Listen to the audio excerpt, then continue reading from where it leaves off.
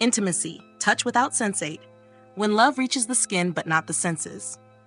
Touch, in its essence, is one of the most powerful forms of nonverbal communication. When rooted in care, it conveys safety, attention, presence. It says, "I'm here," without needing words.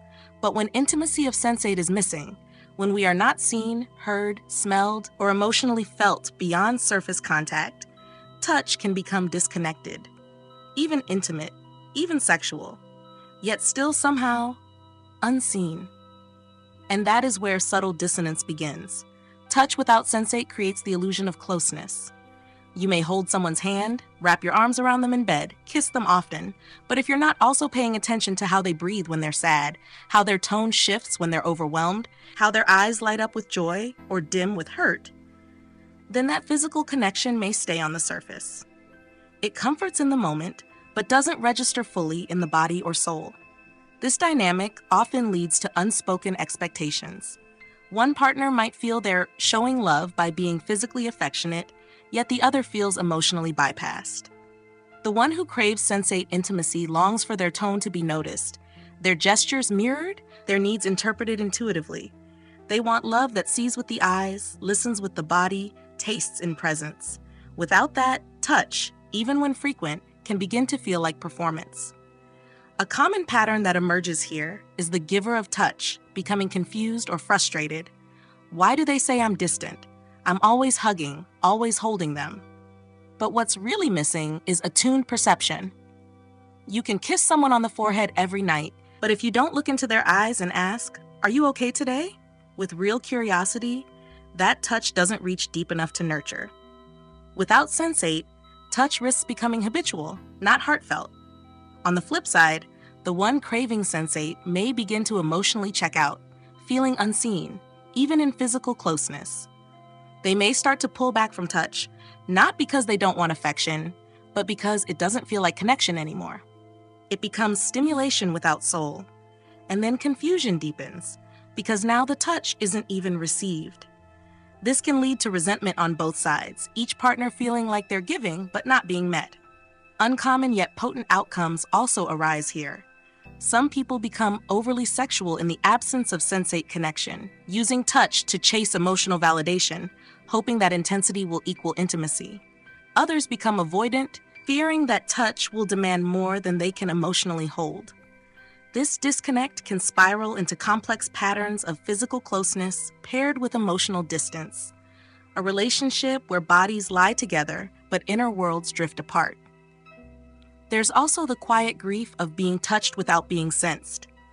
The partner who notices how you pull away slightly when you're overwhelmed, or how your breath catches when you're anxious, that partner offers sensate intimacy. Without it, the body becomes a prop. You're held but not witnessed, kissed but not felt.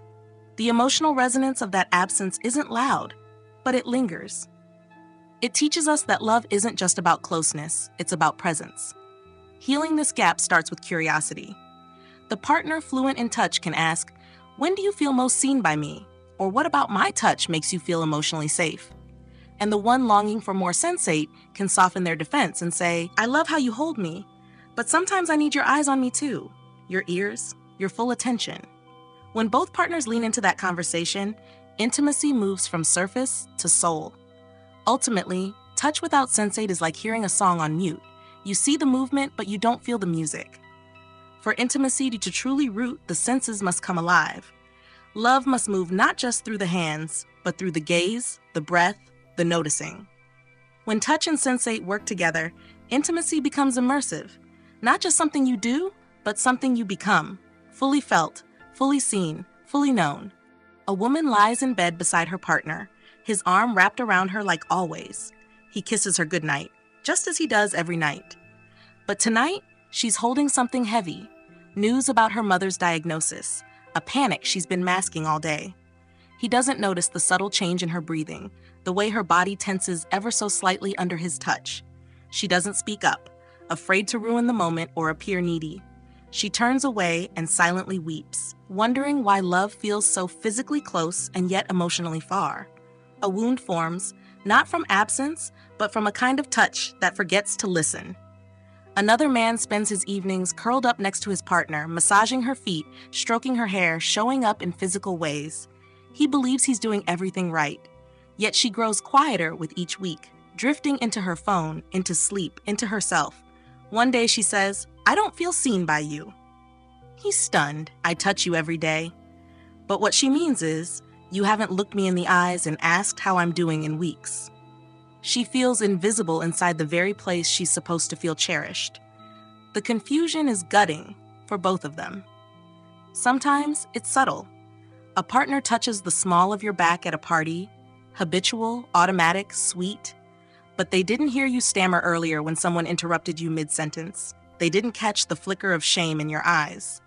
You stand there being held while also unraveling inside, and no one notices.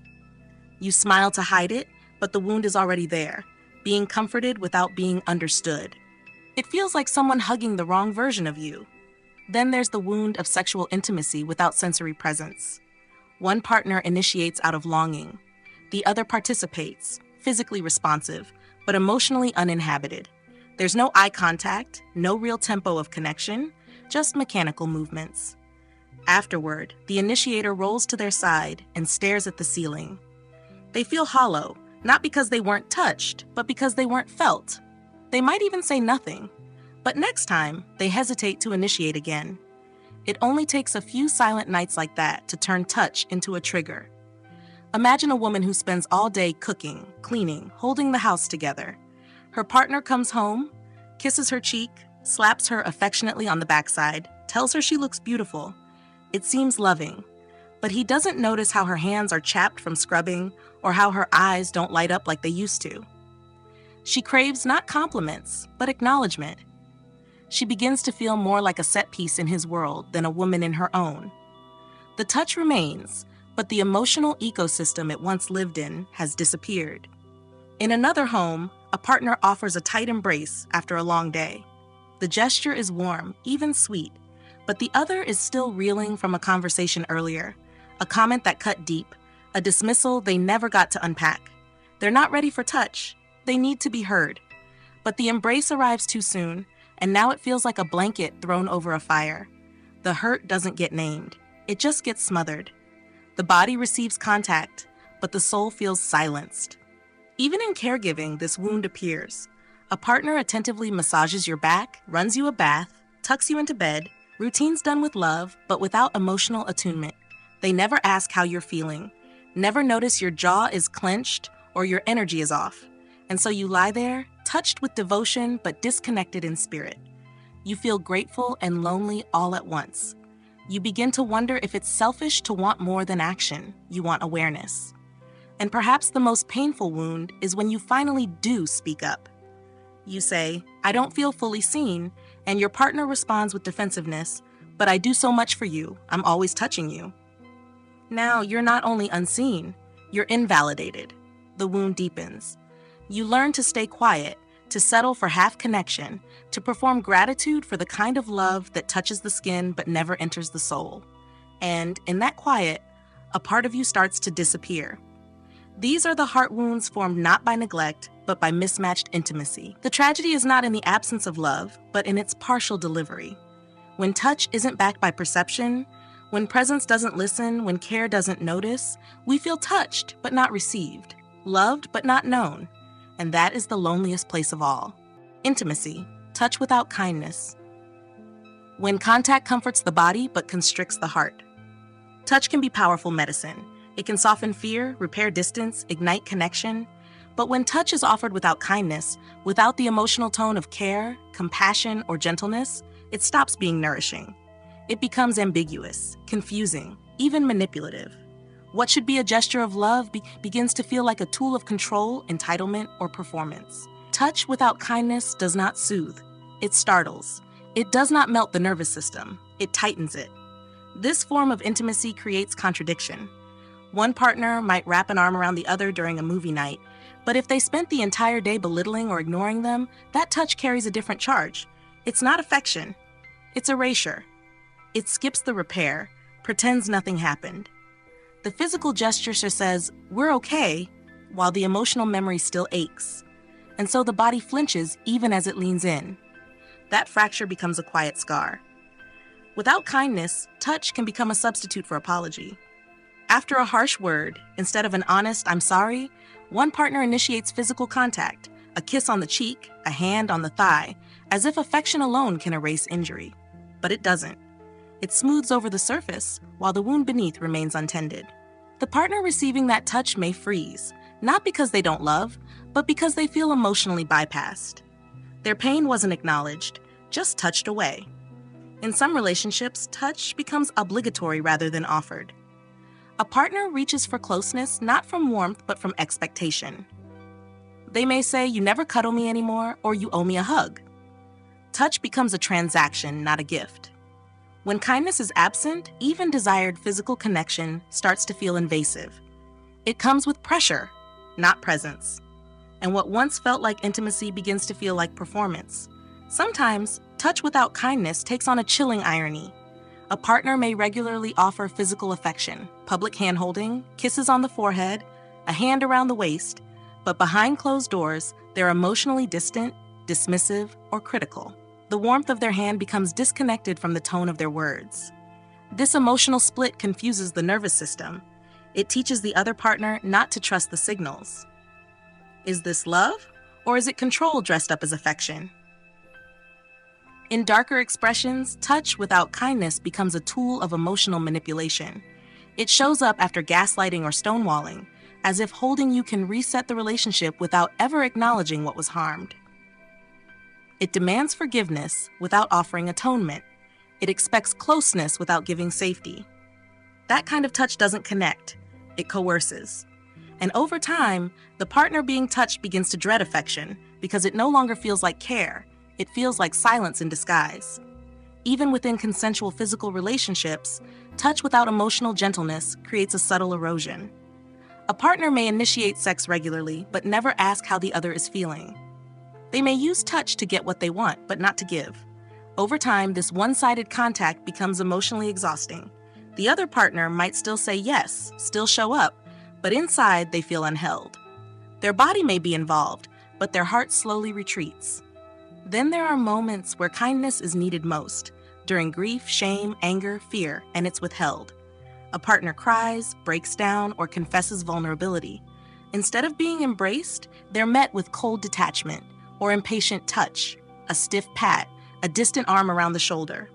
The contact lands, but it carries no empathy. In that moment, touch becomes a cruel reminder.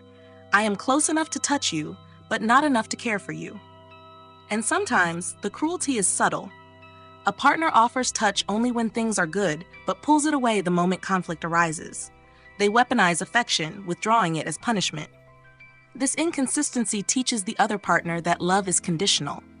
It makes the nervous system hypervigilant, chasing closeness, fearing loss. The body may crave touch, but the heart no longer trusts it. Touch without kindness erodes emotional safety.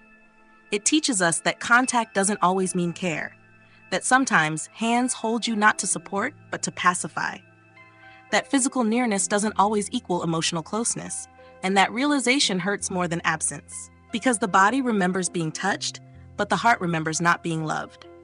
When kindness returns to touch, everything changes. The same hand on the back feels softer, the same embrace lands deeper, the same kiss carries weight. It's not about what you do, it's about how you offer. In true intimacy, touch doesn't just reach the body, it wraps around the soul, gently, willingly, with warmth that says, I see you, I feel you, and I want to hold you, not just with my hands, but with my heart. He touches her shoulder gently as he walks past in the kitchen.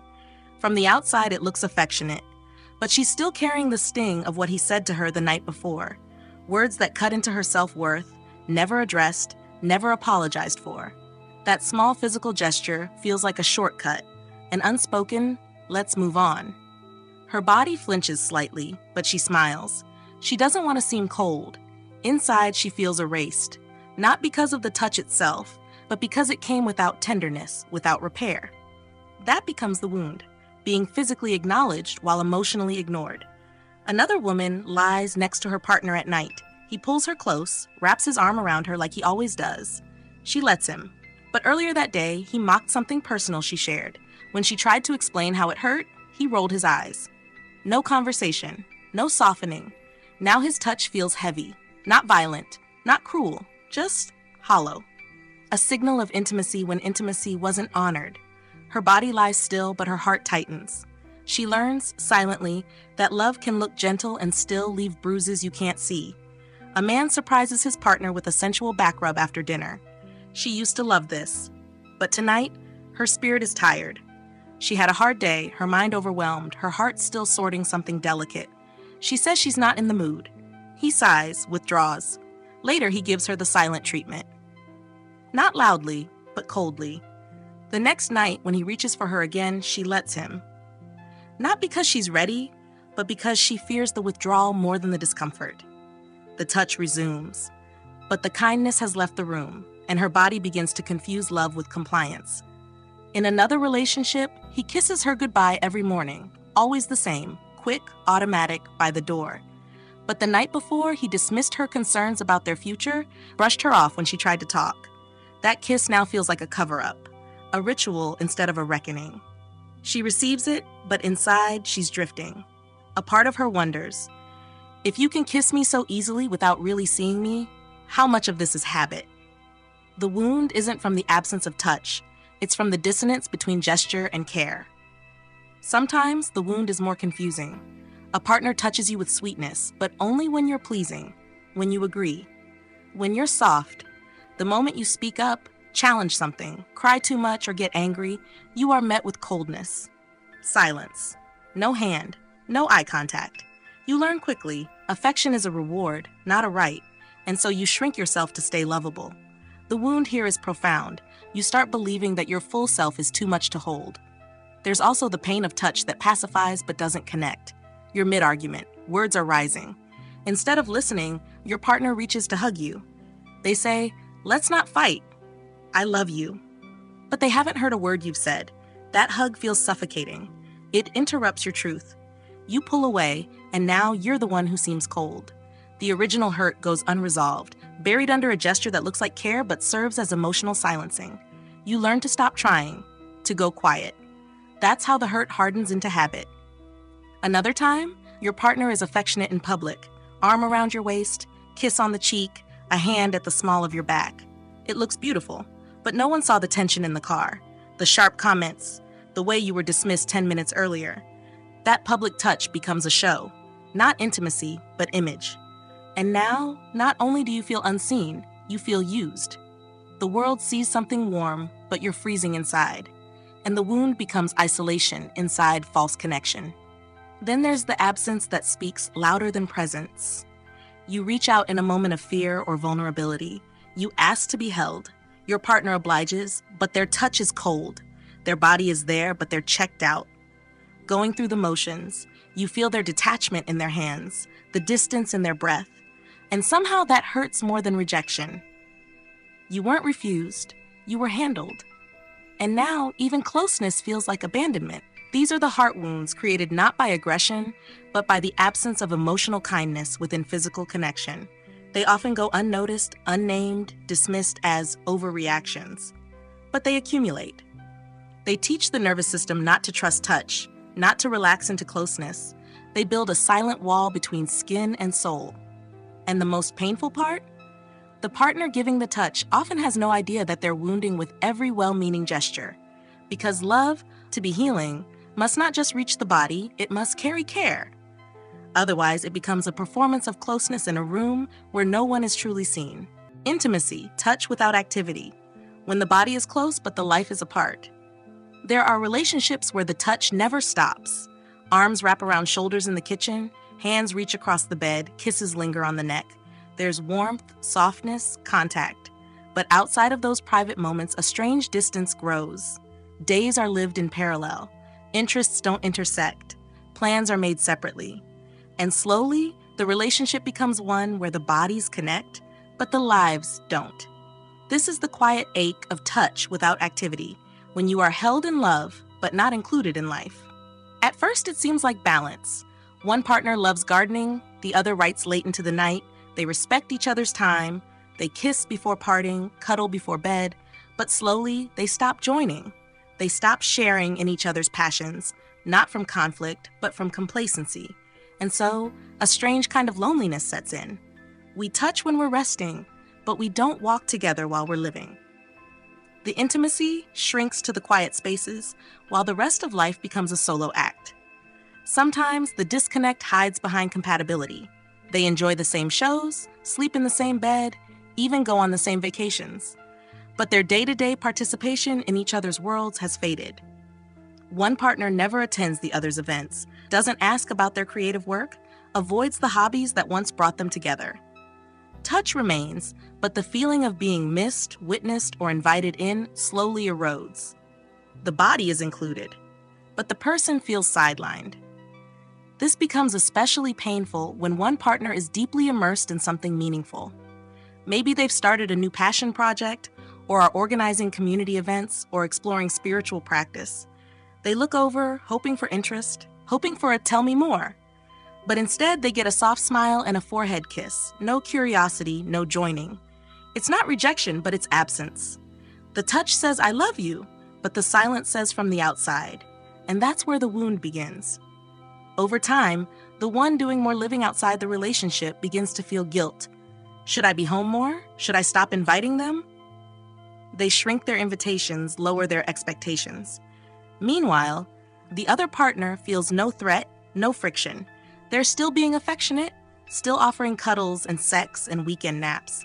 But what neither realizes is that intimacy is slowly being confined to stillness. Connection starts to wither, not from conflict, but from passivity. Then there's the subtle form of control that can appear. One partner may respond to the other's growing engagement in outside activities with more touch, more cuddles, more sex, not as a shared celebration, but as an unconscious tether. Stay here, with me, where it's quiet and safe. The touch becomes a soft restraint, not aggressive, not possessive, but subtly persuasive. It replaces shared activity with soothing containment. The body is comforted, the soul quietly stifled. Some partners begin to notice this disconnect in silence. You attend a concert, an exhibition, a hike with friends, and return to warm arms, but no real interest in where you've been, who you met, what moved you. They ask how it was, but their eyes glaze over before the story ends. You feel their hand on your back, but not their mind in your world. You begin to feel like your life is divided, the part that moves and the part that's allowed to be touched. And sometimes the hurt arrives when an invitation is declined, again and again. Come with me to this workshop? Nah, you go ahead. Want to try that new trail together? Not really my thing. Each no becomes a little heavier, not because you expect sameness, but because you hope to be met, to be joined. When the answer is always no, even loving touch starts to feel disembodied. Your partner touches you, but won't walk beside you. That discrepancy becomes a low-grade grief. Eventually, the one seeking shared activity may stop asking. They'll keep cuddling, keep kissing, but they'll plan their life around the absence of joint movement. They'll stop reaching, stop hoping, and one day, they'll look at the person beside them and think, "You've held me for years, but we haven't done anything together in a long, long time." The body was always welcome, but the becoming, the movement, the living was never shared. Touch without activity creates a stillness that seems calm, even intimate. But if there is no shared movement, no joining of energies in motion, no co-created rhythm, then the relationship becomes like a house with all the lights on, but no one in the rooms. You are held, but not followed. You are kissed, but not known in the places you move. And intimacy, real, living intimacy, needs more than physical presence. It needs participation. It needs shared life, not just shared space. She comes home radiant, cheeks flushed from the creative writing group she finally worked up the courage to join. Her partner greets her with a kiss on the cheek, a warm embrace. But as she starts to share about what she wrote, how vulnerable it felt, how alive she felt, he nods absently, half listening. His hand lingers on her back, but his attention is already drifting. She doesn't finish the story. She smiles, sits beside him, and lets the moment die. The hurt? Being touched for comfort, but not met where she was most alive. Another man invites his partner to join him at a community volunteering day, a cause that deeply matters to him. She says, "You go ahead, I'm not really into that stuff." Later that evening, she curls into his lap on the couch, strokes his hair, and says she missed him. It's gentle, affectionate, but he feels split in two. You missed my body, but you didn't want to walk with me in something that moves my soul. It's not rejection by words, it's disconnection in action. And he begins to feel alone, even while being held. There's a couple who used to hike together, explore new towns, take weekend road trips. Now they mostly cuddle on the couch, scroll through shows, fall asleep with bodies entwined. He still touches her hair, she still rubs his shoulder. But months pass with no shared movement, no curiosity, no newness. One day she says, "Do you ever miss how we used to do things?" He shrugs, pulls her close, kisses her forehead. "We're still together, aren't we?" The kiss lands, but it echoes. She wonders when presence replaced participation, and why it hurts so much to feel so still. Sometimes the absence isn't obvious until one partner begins to grow restless. She signs up for yoga classes, starts meeting new friends, spends weekends at workshops. He supports her, tells her she looks great, that he's proud, but he never joins, never asks what she learned. He wraps his arms around her when she returns, always warm, always consistent. But her body starts to feel like it's being welcomed back from a life he never enters. She begins to feel like a visitor in her own relationship. A man begins a new chapter, launching a small business he's dreamt about for years. He invites his partner to come to his first open house. She declines. "You'll do great. I believe in you." That night, she reaches for him under the covers. Her touch is familiar, intimate, but his heart is somewhere else, somewhere she chose not to go. He lets the intimacy happen, but something in him begins to close. He feels the ache of a partner who loves his body, but doesn't walk beside his dream. There's the wound of routine love, when one partner suggests trying a new hobby together, something light, something bonding, a dance class, a book club, a new restaurant. But the other says, "I'm good just being here with you." And just being becomes the norm. Touch remains, snuggling during movies, sex on weekends, the affectionate brush of shoulders, but the soul starts shrinking. The one who longs to share, doing, begins to feel guilty for wanting more than being. The guilt grows into grief. Then there's the dissonance of solo joy. A woman travels with friends, experiences magic, sunrises on cliffs, songs by firelight, conversations that crack her open. She texts him photos, brings back stories. When she returns, he holds her like he missed her. And he did. But he never asks what she saw, never wants to know what changed her. His love is physical, grounding, but not expansive. She lies beside him that night feeling adored and abandoned at once. In some partnerships, life becomes deeply divided. One partner thrives in activity, social, creative, spiritual. The other prefers the quiet nest they've built. They still sleep tangled together. Still say, "I love you." But when she performs at an open mic and he's not there, or when he finishes a marathon and she forgets, something tears. They are touching daily, but not joining weekly. Their love is in the stillness, not the journey. And that imbalance breeds heartache they struggle to name. Perhaps the deepest wound is this: when you begin to stop inviting your partner into your life because you've learned they won't come. You keep the touch, you keep the peace, but you stop asking, stop suggesting, stop hoping. You love them, they love you. But your life now happens in two lanes, and the touch that once bound you becomes a reminder of the gap, a sweet, painful echo of what's missing. Not the love, but the living, together. Intimacy. Touch without growth. When love holds you but doesn't let you become. There is a kind of love that feels warm, even safe. Soft touches, long hugs, quiet rituals. But beneath the comfort, something begins to ache. A longing, a stretch, a desire to grow, to evolve, to step into new versions of self. And if that growth isn't welcomed, if it's subtly resisted, mocked, or feared, then intimacy begins to stagnate. When there is touch without growth, love becomes a cocoon that never opens. A comfort that starts to feel like confinement. Touch without growth often masquerades as deep connection. You sit close, share meals, sleep intertwined.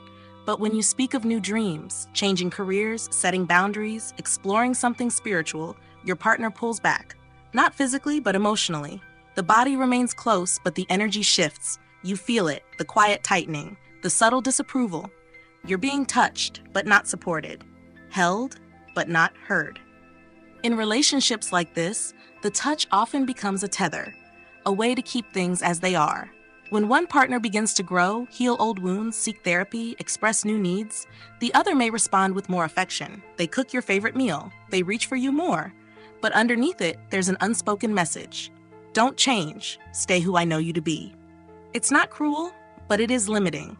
The touch becomes a sedative, calming, but quietly suppressive. You might start to feel guilty for wanting more. You'll ask yourself, why do I feel restless when I'm being loved? You'll question your desire for solitude, study, movement, transformation, because love is here. Touch is here, but growth isn't. And that contradiction begins to create tension inside your body.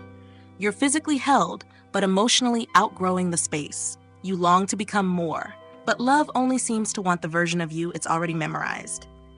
Sometimes it becomes subtle control. Your partner touches you in all the old familiar ways, but the moment you bring up something new, wanting to travel, set firmer boundaries with family, explore something that once scared you, they get uncomfortable. Maybe they say, "You're changing." Or worse, "I miss the old you." The touches continue, the routine remains, but you feel the cage start to form. Love, once expansive, begins to shrink around your edges. You may start to internalize it. You'll tone yourself down, edit your growth, avoid hard conversations. Not because your partner is cruel, but because the relationship has built safety only in sameness. You stop sharing the books you're reading. You hide the excitement about your new mentor or spiritual experience. You still hold hands, still kiss goodnight, but your truth is going underground. You're being touched, but the self you're becoming is no longer being met. Over time, this mismatch creates quiet heartbreak. The partner offering touch feels confused. "I'm here. I'm loving you. Why do you seem distant?" But the answer lives in the air between you. Love isn't only about staying, it's also about allowing. Touch that clings to who someone was eventually becomes a wall between who they are. And the more you grow, the lonelier it feels to be touched by someone who no longer sees where you're going. Some wounds form here that are hard to name. The grief of being supported in your pain, but not in your expansion. The ache of realizing your partner was present for your brokenness, but cannot celebrate your wholeness. The tenderness of knowing they love you deeply, but only in the version of you that fit their comfort zone. And so you begin to dim or leave or long for something else. Not because love was absent, but because it stopped evolving. This is the quiet cost of touch without growth. You're loved by memory, not by discovery. You're comforted but not inspired. Safe but not seen in your becoming.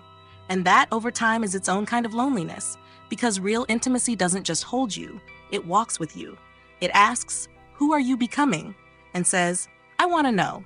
It doesn't just trace your skin, it meets your stretch. And in that meeting, love stays not by holding you back, but by growing alongside you.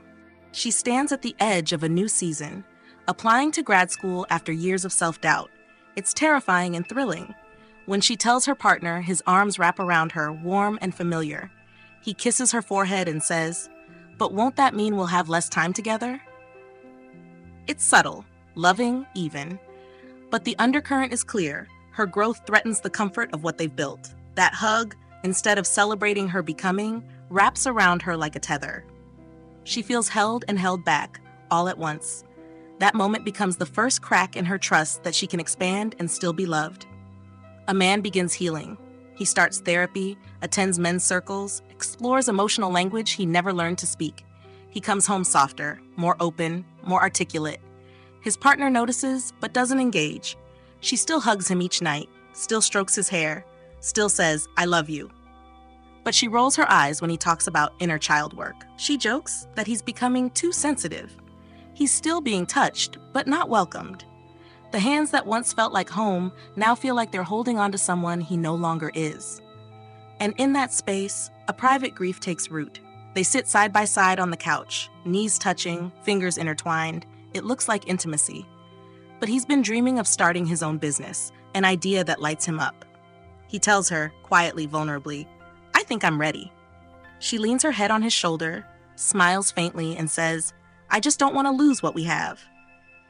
It sounds loving, but in that moment, his dream feels like a threat, not just to their lifestyle, but to her idea of who he is.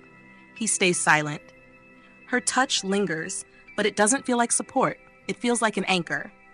A woman wants to explore her creativity again. She used to paint before the relationship, before the routines, before she began shrinking to fit what was expected.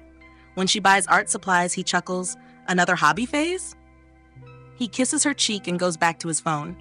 No fight, no overt criticism, just a seed of doubt, planted in her spirit by someone who loves her body but no longer sees her soul evolving.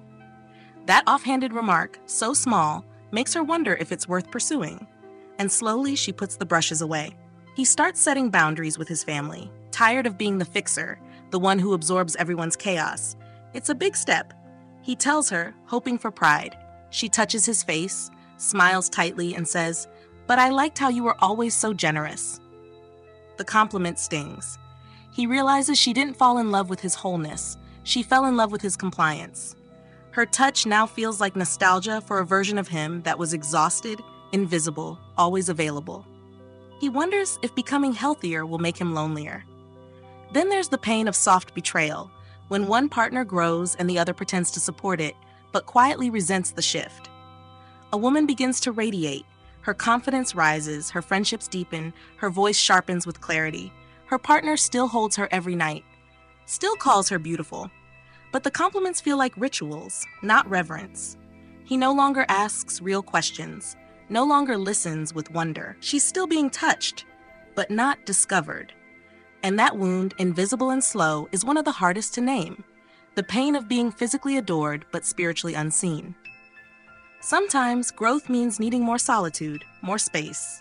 A partner requests an hour alone each evening to write, reflect, breathe. The other partner agrees, even says, "Of course," but starts reaching for physical touch during those times. A back rub here, a head on the shoulder there, always small, always loving. But it blurs the boundary. It says, "I know you need space, but I need you more." That insistence, wrapped in sweetness, starts to suffocate. The one seeking space begins to resent the very touch that once felt like home. And in other moments, growth demands uncomfortable truths. A woman realizes she no longer believes in the same spiritual path. She tells her partner, not to provoke, but to share her evolution. He listens, nods, then reaches for her hand and says, "As long as you don't change too much." He still loves her, still sleeps next to her, still calls her his. But the fear behind those words tells her she can expand, but only within invisible limits. That love will stay, but only if she doesn't outgrow the frame he built around her. These are the wounds carved not by neglect or cruelty, but by affection that clings to the past. When touch remains, but evolution is met with hesitation, intimacy begins to harden. What once felt like love starts to feel like gentle resistance, like being held by someone who cherishes the comfort of you more than the becoming of you. And slowly, you learn to hide your wings under the warmth of familiar arms, until one day you realize the love that once held you no longer lifts you. It's touching your skin, but it's missing your direction. And that ache is quieter than heartbreak, but deeper. Because it's the ache of being loved just enough to stay, but not enough to grow. Intimacy. Touch without allowance. When love wraps around you, but doesn't let you breathe. There is a kind of intimacy that holds tightly, arms wrapped around your waist, fingers laced in yours, bodies drawn together with familiarity and warmth. To the outside world, it looks like love, and often it is. But sometimes beneath that embrace, something clenches. A pressure to stay the same, to stay soft, to stay exactly as you were when they first fell in love with you. When there is touch without allowance, the relationship feels close but confined, intimate in form, but restrictive in essence. Touch without allowance often arrives with good intentions. Your partner reaches for you, comforts you, calls you my everything. But when you express discomfort or frustration or complexity, when you say, "I need time alone," or "I'm changing," or "I don't know who I am right now," the air tightens. Their hand stays on your back, but their energy pulls away. You feel the difference. The love that was once tender has become conditional. You are still being held, but only if you remain legible. Sometimes it's disguised as protection. You're upset, agitated, angry. Your partner reaches out to touch your hand, to soothe you, but also to quiet you.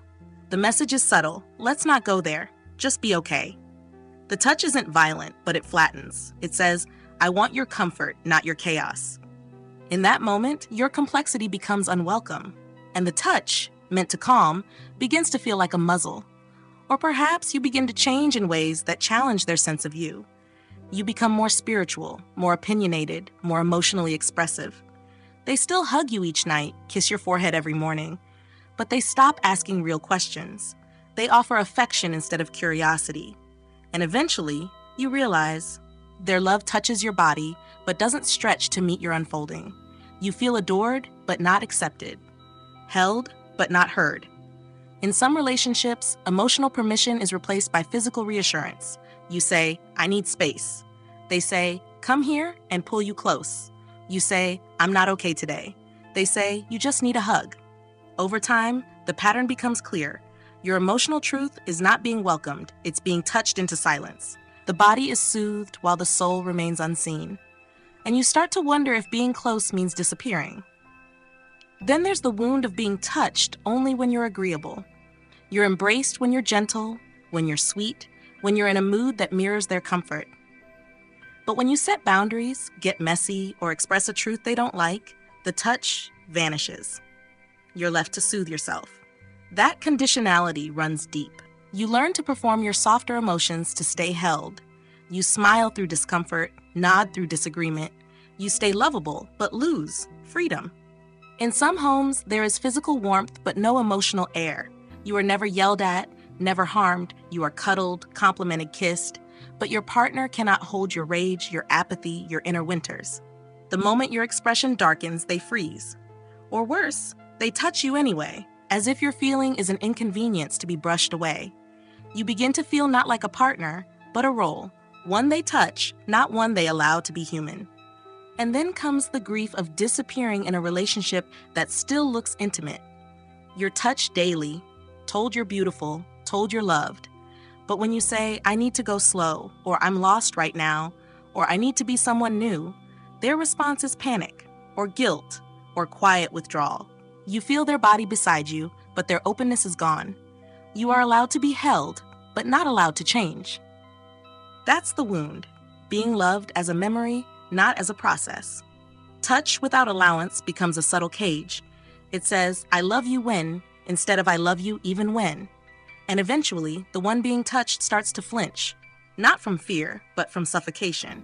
They begin to crave space more than closeness, not because they don't love, but because their becoming has no room to breathe. True intimacy touches with permission. It doesn't pull you in to quiet you. It touches with your truth, not through it. It says, I will hold you, even if you're changing, even if you're wild, even if you're not easy today.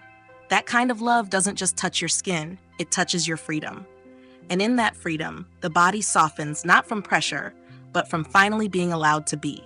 She tells him one night that she doesn't feel like herself anymore, that something in her is shifting.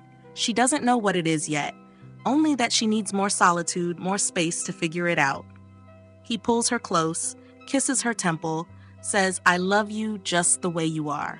And while that sounds beautiful, something inside her aches, because he didn't ask who she was becoming. He only tried to return her to the version he's most comfortable loving. That kiss, meant to reassure, lands like a quiet wall. She's touched, but not welcomed. He starts to cry during a hard conversation. His emotions rise suddenly, shame, confusion, vulnerability. His partner reaches for him, rubs his back, and softly says, it's okay, don't cry. It sounds comforting, but it isn't. What he hears is, I'm not comfortable with your pain. He swallows his tears, nods, and lets her continue stroking his back. But something deeper shuts down. The next time he breaks, he won't let her near. Not because he doesn't want her touch, but because he no longer trusts it can hold all of him. A woman has a quiet, simmering anger. Years of pushing down her needs have finally surfaced. She begins to speak, haltingly, honestly, about the things she's denied, the parts of her that have longed to be expressed. Her partner listens for a moment, then pulls her into a hug. Let's not fight, he says, pressing his cheek to hers. His arms are tight, his tone sweet, but she doesn't feel soothed. She feels erased. His touch came too soon, too quickly. It wasn't intimacy, it was interruption. She tells him she wants to change her look, cut her hair short, dye it bright. Something playful, expressive. He chuckles, runs his fingers through her long hair, and says, "But I love this. Don't change it." He kisses her neck, wraps his arms around her waist. It feels loving, but she goes quiet. Later, she books the appointment and cancels it. The touch wasn't controlling, but it wrapped itself around a version of her that no longer fit. That's the heart wound, being loved so much that you feel afraid to evolve. There's the man who comes out as bisexual to his long-term partner. She nods, says she's not threatened, even pulls him into a hug. "I still love you." But in the days that follow, she avoids bringing it up again. She continues to touch him affectionately, intimately, but never asks what it meant for him to say those words. Never explores it. He's touched, but not seen in his deeper truth. The physical closeness becomes a balm over an untouched part of him, and the loneliness inside that unspoken truth starts to grow. Another woman begins to explore new spiritual ideas, different from the path they used to share. She meditates longer, starts reading esoteric books. When she brings it up, her partner smiles, pulls her into his lap, and says, "As long as you don't float away from me." It's half joke, half fear. And now she feels guilty every time she reaches for something that he doesn't understand. His touch is constant, but her expansion feels quietly judged, and that judgment, hidden beneath affection, stings in silence. Sometimes it's the need for emotional quiet. One partner says, "I don't want to talk right now." The other, feeling anxious, reaches for them anyway, touches their arm, presses in close, not to offer presence, but to manage their own discomfort. That physical contact says, "Don't pull away. Be okay so I can feel safe."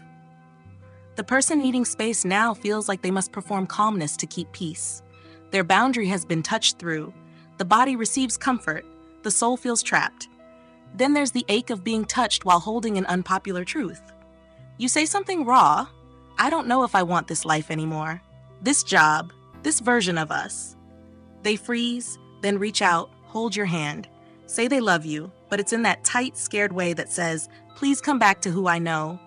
The affection is sincere, but it becomes a plea for you to shrink. You're still loved, but only if you can stay familiar. And perhaps the quietest wound of all, when your partner touches you constantly, pulls you into their chest, kisses your head, strokes your skin, but never asks how you're really doing. You're adored in form, but not in flux. Your body is known, but your process, your disarray, your day-to-day shifting self is not invited in. You begin to smile more, speak less, and sink into a softness that feels less like intimacy and more like performance. Over time, that disconnect becomes unbearable. These are the wounds formed when love is tactile but conditional, when physical closeness arrives without emotional permission. They don't scream, they whisper, and they teach the body something dangerous. You may be touched, but only if you behave. Only if you stay beautiful, gentle, composed, or familiar. And slowly, the one being touched forgets how to be wild, or sad, or inconvenient, or whole. True allowance says, "Come as you are, even if I don't understand you yet." It doesn't just reach for the body, it opens space for the soul. And when that space is present, touch becomes liberation, not leash. It doesn't just hold you, it breathes with you. It evolves with you. It lets you be. Intimacy, touch without giving. When love reaches for you but offers nothing real. There is a kind of closeness that looks like love. Warm hands, lingering kisses, the familiar weight of a body beside you at night. But sometimes, beneath all that physical presence, there is an absence that gnaws quietly. The absence of offering, of generosity, of genuine care. You are touched, yes, but you are not given to, not nourished, not supported, not emotionally fed. This is the hollow ache of touch without giving. When affection is present, but true contribution is not. Touch, when rooted in giving, becomes an act of care. It brings a glass of water to your bedside. It folds your sweater on a cold morning. It reaches across the table to hold your hand when you're unraveling. But when touch is divorced from that impulse, when it becomes a replacement for generosity rather than an expression of it, it starts to feel performative. The body is close, but the heart is passive. You begin to wonder, am I being held or just kept near? This often happens in relationships where one partner believes that affection alone is enough. They touch often, quick kisses, spontaneous cuddles, sex on the weekends, but they rarely offer to lighten your load.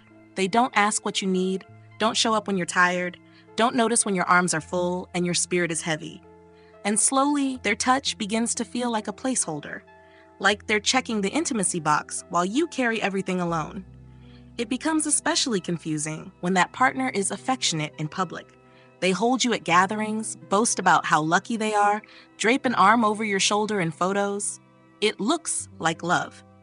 But then the car breaks down, the bills pile up, your parent falls ill, and suddenly they're emotionally distant, practically absent. You're still being touched, but not supported.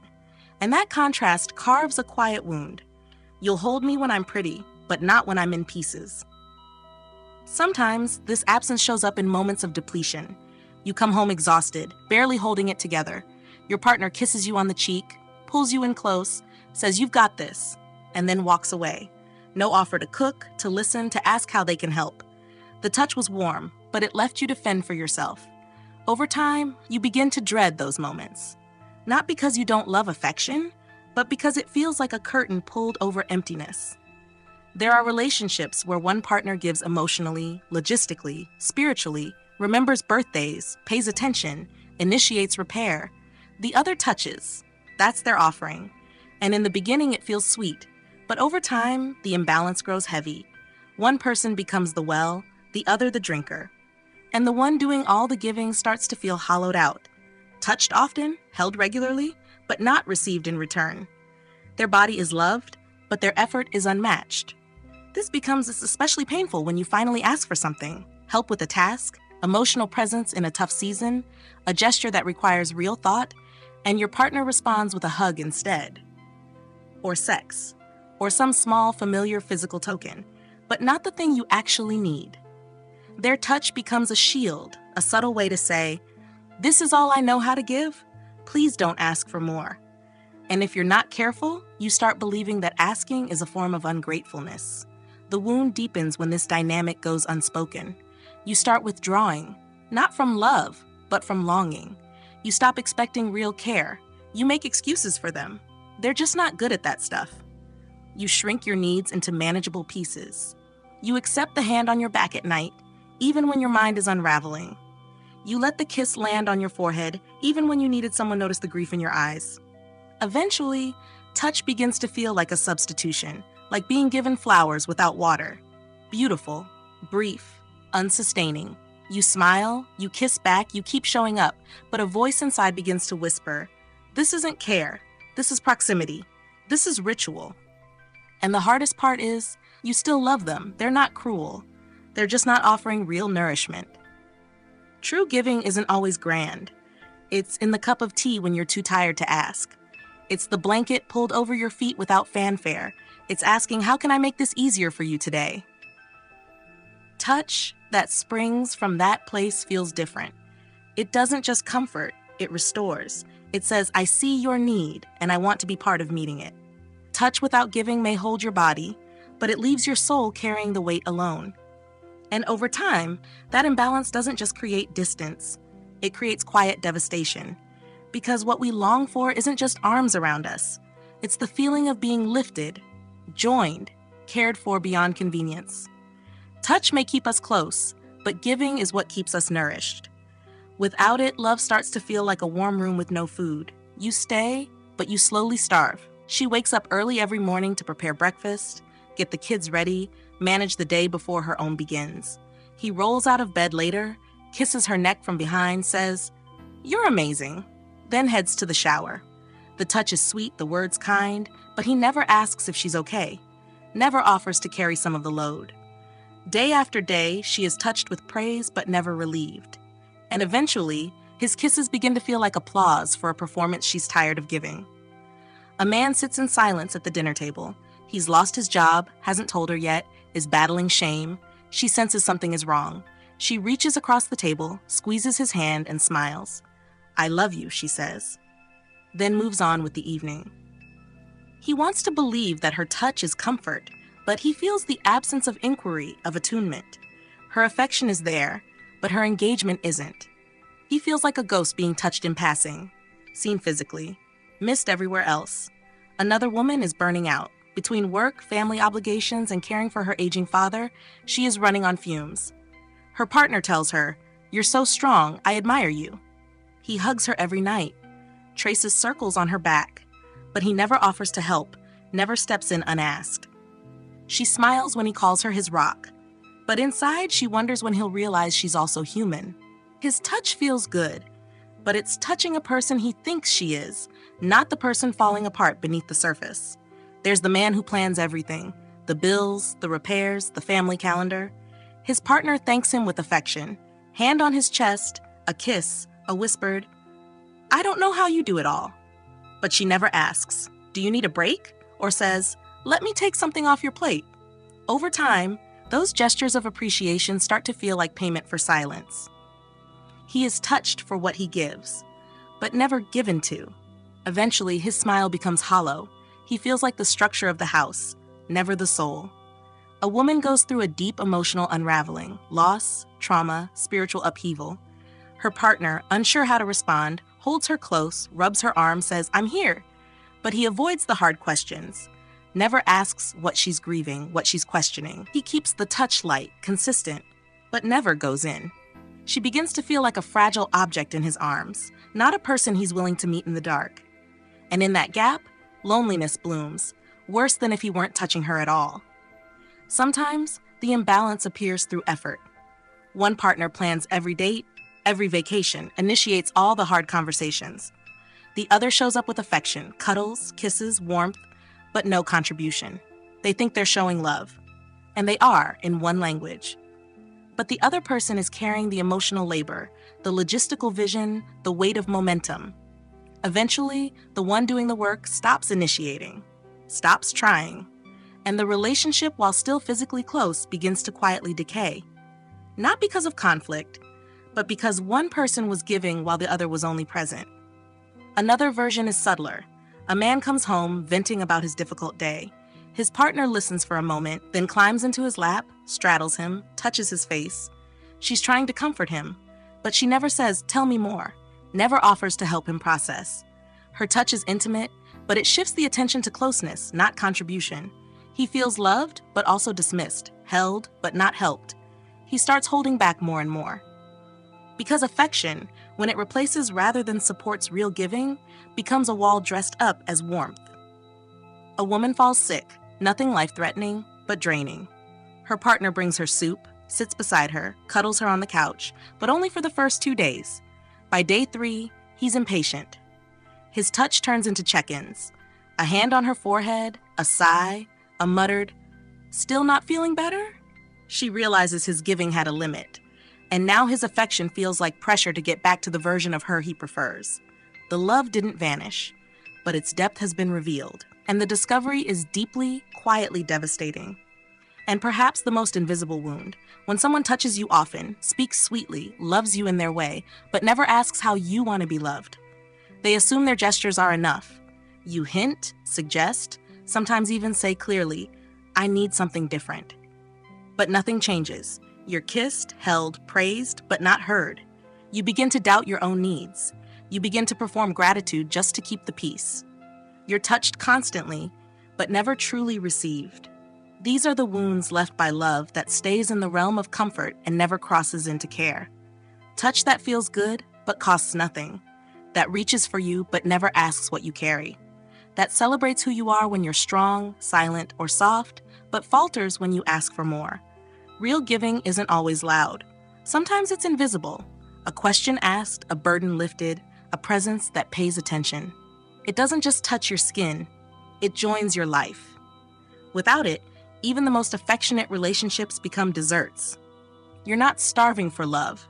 You're starving for offering, for effort, for the kind of giving that says, you don't have to do all of this alone. Because being touched without being supported is not intimacy. It's a performance of closeness in a house built on one-sided care. Intimacy, touch without receiving, when love is offered but has nowhere to land. Touch is one of love's oldest gestures, a hand reached out, a kiss on the forehead, a body leaning in. But what happens when that love, that effort, that tenderness meets a wall? When the person being touched can't receive it, won't let it in, or doesn't believe they're worthy of it. This is the quiet ache of touch without receiving. It is the strange sorrow of loving someone who is close in body but distant in spirit, where you give and give and give and nothing settles in. It often starts with hesitation. One partner reaches for the other after a long day, offering affection, a gentle massage, a warm embrace. But the other partner stiffens, deflects with a joke, or offers a quick, "Thanks, but I'm fine." The touch lands, but it doesn't sink. The giver is left holding silence where warmth should have been. Over time, this creates a haunting loneliness, not of absence, but of one-way offering. Sometimes it's more subtle. A partner consistently expresses love through acts of care, remembering preferences, running errands, making meals with intention. They finish their gesture with a light touch on the back or a kiss on the cheek, waiting, hoping to be seen. But the other partner responds with politeness, maybe even affection, yet remains emotionally unreachable. They smile, but their body doesn't relax. Their eyes don't soften. The care goes acknowledged, but not received. And eventually, the giver stops trying to give from the heart. They start giving out of habit. There are relationships where the one who can't receive was never taught how.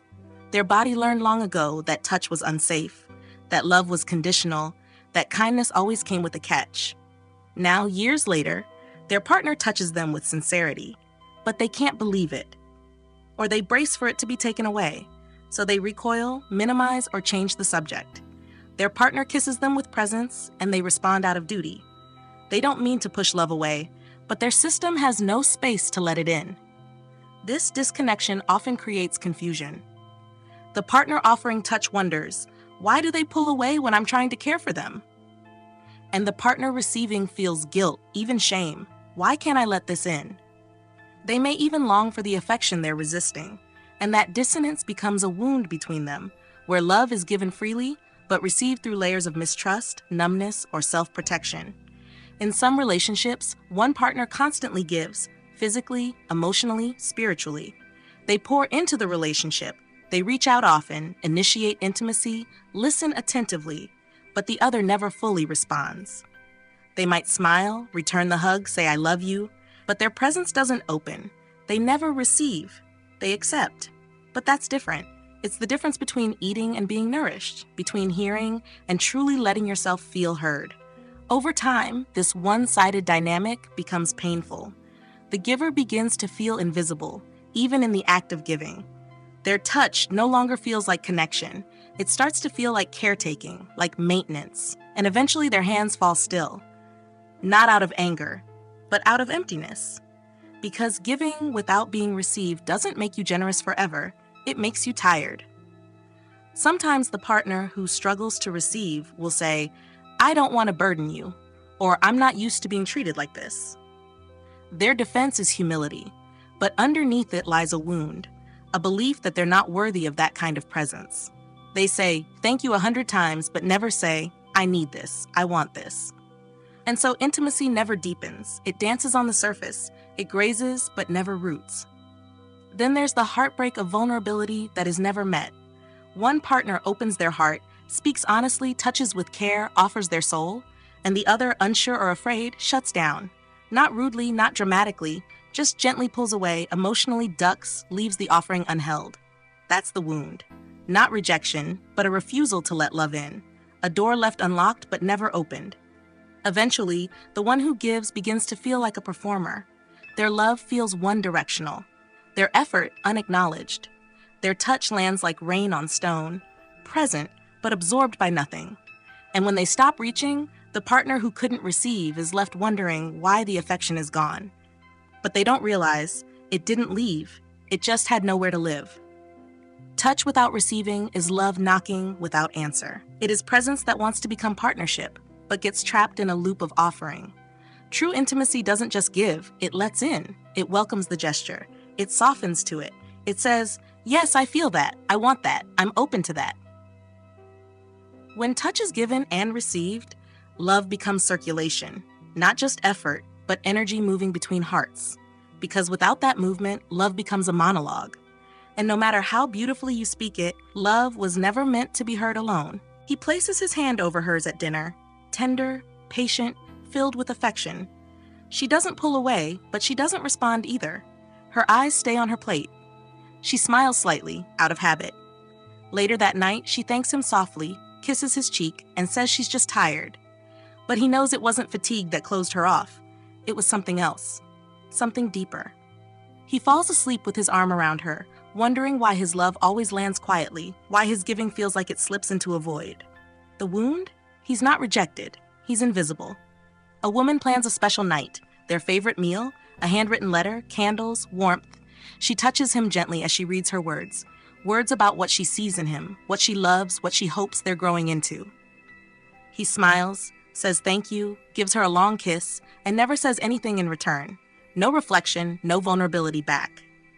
He's touched, emotionally and physically, but the offering floats in the air, unreceived. She hides her disappointment. He doesn't mean harm, but his silence echoes louder than any rejection. Sometimes it's the casual deflection. She reaches out mid-conversation, gently rests her hand on his leg. "You mean a lot to me," she says. He shrugs, grins, and quips, "Don't get all emotional on me." She laughs it off, withdraws her hand. But something small breaks inside. The moment was real, soft, risked, and he dodged it. She tells herself he's just not good at emotional expression, but the truth is, his heart is locked and hers is getting tired of knocking. There's a man who surprises his partner with flowers and breakfast in bed. She smiles, hugs him, posts a photo, but he sees it in her eyes. She appreciated the gesture, but she didn't let it in. There's no slowing down, no lingering, no emotional opening, just a checklist of gratitude. Later, when he tries to be close, she stiffens at his affection. Says, "You're doing so much. You don't have to try so hard." He walks away feeling like he gave something precious to someone with full hands. And the wound grows, not from criticism, but from indifference dressed in politeness. A couple lies in bed, one partner tracing the other's spine with tenderness. It's not sexual, it's comfort. A way of saying, "I'm here with you." But the other partner is distant, physically relaxed, emotionally absent. No response, no leaning in, no words. Eventually, the touch stops, the hand retreats, and the partner who offered that tenderness begins to wonder if anything they give gets in. If the effort is only ever surface level, if the warmth ever actually lands or just evaporates on cool skin. In another relationship, she finally opens up, shares something she's never told anyone. Her partner listens, holds her, says, "That's a lot. Thanks for telling me." Then changes the subject. Not unkindly, but too soon. She's left with the feeling that her story, her risk, was filed away, not felt. And though he still touches her the same, something inside her begins to close. Because when your vulnerability isn't received, it starts to feel dangerous, and you begin to withhold what matters most. There's the ache of giving your best and still being met with caution. A partner who's been hurt in the past, who says they want love, who stays close, but never lets their guard down. Every touch you offer is met with a layer of armor. Every gesture is met with suspicion, or a reminder that they're not good at relationships. You stay, you try, but over time, the labor of loving someone who won't let love land breaks something in you. Not with anger, with sorrow. You realize, love that can't be received eventually becomes love that can't survive. Sometimes, it's in the smallest dismissal. You bring them coffee exactly how they like it. Set it gently on their desk with a kiss. They glance up, nod, say thanks, then return to their screen. You walk away smiling. But deep down, something aches. You didn't do it for thanks, you did it for connection. And that thread didn't form. When this happens enough times, you stop bringing the coffee. You start doing only what's needed. Not because you're bitter, but because your giving has nowhere to go. Then there's the painful paradox. Your partner says they love your touch, your care, your presence, but when you try to deepen it, they flinch. When you ask questions that move closer to their pain, they shut down. When you show up with more tenderness, they redirect or joke. And soon your offerings feel unwelcome, even when they say, "I love you," because their words may claim you, but their nervous system rejects you. And love that's repeatedly turned away, even gently, becomes a wound that whispers, "You're not safe to let yourself be fully known here." These wounds come not from violence, not from absence, but from incompletion. From gestures of love that are offered into air, from devotion that never quite makes contact, from the exhaustion of pouring into a vessel that cannot or will not hold. And over time, the giver stops reaching. Not out of resentment, but out of self-protection, because no matter how much love we carry, it cannot thrive in exile. To be truly intimate, love must be received, not just seen, not just appreciated, but let in. That means softening, risking, saying, "I want this." It means not just allowing love to touch your skin, but letting it nourish your spirit. Without that, touch becomes a ritual, a routine, a beautiful, aching echo of everything that could have been, if only you'd opened the door.